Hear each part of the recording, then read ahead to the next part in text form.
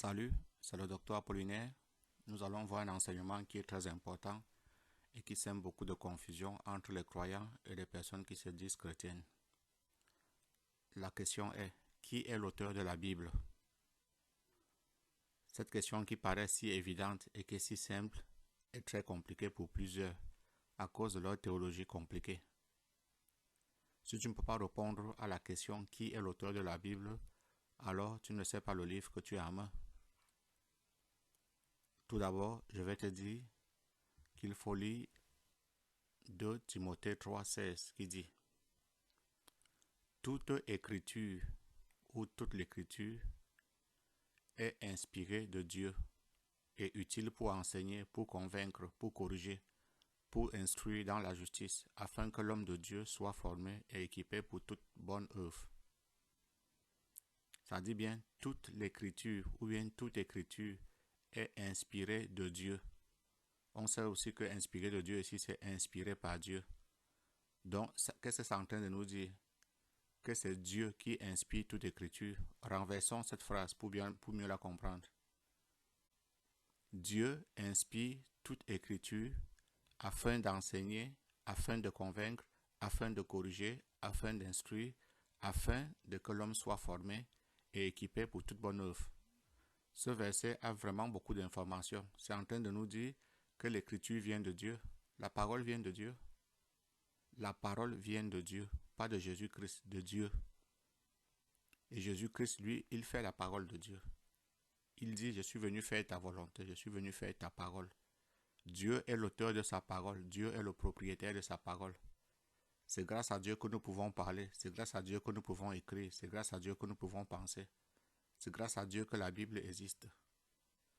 Revenons sur le mot tout, ça dit toute l'écriture ou bien toute écriture. Quand tu lis le mot tout dans la Bible, tu dois savoir que il y a deux genres de tout. Tout avec acception et tout sans condition. Ici, c'est tout sans condition, c'est-à-dire sans exception. C'est-à-dire toute l'écriture. Que veut dire toute l'écriture? De Genèse à Apocalypse. De Genèse à Apocalypse, c'est la parole de Dieu. Donc, il ne faut pas penser que la parole de Dieu, c'est une partie de la Bible et l'autre partie, ce n'est pas la parole de Dieu. Si tu penses comme ça, tu es déjà vaincu, tu es trompé par l'ennemi. Ça dit bien toute l'écriture. Toute écriture est inspirée, est révélée, vient de Dieu et a pour auteur Dieu. Tu vois, je te paraphrase ça pour que tu comprennes mieux. Toute écriture a pour auteur Dieu. Tout livre de la Bible a pour auteur Dieu. Tout verset qui est permis dans la Bible est permis par Dieu.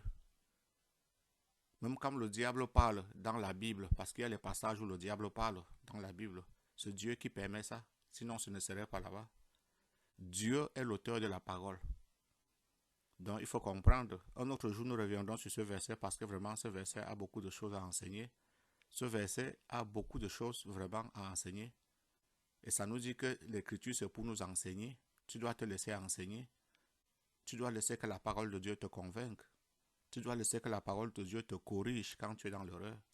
Tu dois laisser que la parole de Dieu t'instruise dans la justice, dans ce qui est correct, de la manière de faire, la manière de penser, la manière de sentir, la manière de croire. Que la parole de Dieu t'instruise dans la justice de Dieu, c'est ça. Pas ta justice, pas la justice de ta secte, non, la justice de Dieu, afin que l'homme de Dieu, la Bible c'est pour écrire pour les hommes de Dieu, pour les gens qui veulent croire. La Bible c'est pas écrit pour les incrédules, non. Ça dit afin que l'homme de Dieu, ça ne dit pas quiconque, non. Ça dit afin que l'homme de Dieu soit formé et équipé. Donc l'homme de Dieu doit accepter le principe que Dieu est l'auteur de la parole. Si tu attribues à un autre être l'autorité de la parole, alors tu es hors sujet. Donc nous avons déjà expliqué que toute écriture veut dire toute écriture sans exception, sans condition, c'est-à-dire de Genèse à Apocalypse. Les 66 livres de la Bible sont inspirés par Dieu. Donc Dieu est l'origine de sa parole, il est le père de la parole, il est l'auteur de la parole. Dieu révèle la parole, c'est-à-dire ça sort de lui et ça arrive chez l'homme. Et l'homme reçoit ça et à travers ses cinq sens, il met ça comme parole écrite. Dieu est l'auteur de la parole révélée, Dieu est l'auteur de la parole inspirée, Dieu est l'auteur de Jésus qui est la parole faite chair. C'est-à-dire que Dieu est la parole de Jésus. Dieu est la parole de Jésus. Tu dois laisser que Dieu soit ta parole. Laissons que Dieu soit notre parole. Donc quand Dieu donne sa parole, l'homme de Dieu doit faire quoi? La recevoir. Dieu peut bien donner la parole, mais si tu ne la reçois pas, elle ne fera rien pour toi. Elle ne te servira pas. Nous devons recevoir la parole de Dieu. Donc Dieu est égal à sa parole. C'est ce que nous lisons en Jean 1:1 qui dit « Au commencement était la parole ». Le mot parole ici, c'est pour qui? C'est pour Dieu. Au commencement était Dieu. Au commencement était Dieu. La parole était avec Dieu. Qu'est-ce que ça veut dire? Le deuxième parole ici, il s'agit de Jésus-Christ. Jésus, la parole faite chair, était avec. Le mot avec ici, c'est pros. Il était avec Dieu, mais distinct de Dieu. Il était avec Dieu dans la préséance de Dieu. Ce n'est pas qu'il existait corps, âme, esprit, puisque corps, âme, esprit, il est né de Marie, comme corps et âme. Mais il existait dans la préséance de Dieu, c'est-à-dire que Dieu savait qu'il aurait un jour la parole faite chair, quelqu'un qui va vivre sa parole sur terre. C'est ça ce que ça veut dire. Et la parole était Dieu. La parole est toujours Dieu. La parole écrite, qui a été toujours avec Dieu, elle est Dieu, elle représente Dieu. Donc si tu n'honores pas la parole de Dieu, tu ne peux pas honorer Dieu. Que tu ne vois pas. La Bible dit que personne n'a vu Dieu. Il y a des gens qui mentent comme si Dieu vit avec eux tous les jours. C'est pas vrai.